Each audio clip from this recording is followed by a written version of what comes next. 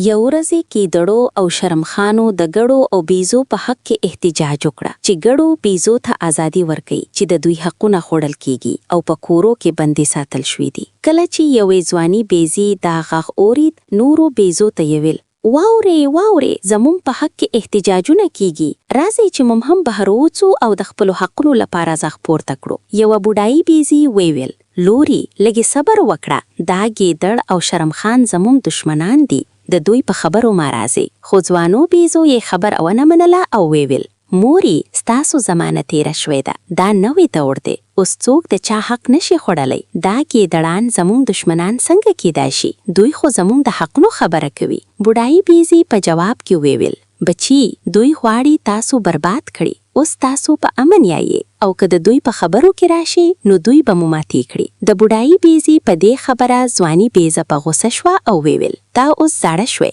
موږ پریږده چې خپل ژوند وکړو. تا ته پوهیږي چې ازادي څه ته وایي؟ بهر به ښکلي پټي وي، شنې باغونه او هر خوا به خوشحالي وي. خپله نصیحت له ځان سره وساته، موږ نور ته بندیز نشو تیرولی. دا یې ویل او ټولو د ازادي نارې شروع کړې. بیزو د مالک په وړاندې احتجاج وکړه. بیزو ویل چې تر څو موږ ازادي نه کړي، موږ هیڅ نه خورو. هغه یې غواستل چې په دې کار سره مالک مجبوره کړي چې دروازه ورته خلاصه کړي. کله چې د بیزو مالک دا حال ولید نو مجبور شو او بیزي یې ازادي کړي. بیزي خوشحاله وي او په ټوپو او نارو بهر وتلی او ویل چې موږ ازادي شو، اوس په خپلې مزې کوو. هر څه ورته شیني ښکارېدل او یو بل ته یې ویل: مشرانو خبرې مه اورئ، ځکه چې مخکې موږ په جیل کې وه او اوس ازادي شو، موږ به اوس مزې کوو او هغوی به په جیل کې وي. خو دا څه؟ ګیدړو او شرمخانو پرې حمله وکړه او معصومې بیزې یې داړې واړې کړي او ماتې یې کړي. نو ګرانو اوریدونکو، د دې قصې نه موږ ته دا سبق حاصلیږي چې د مشرانو خبرې اوري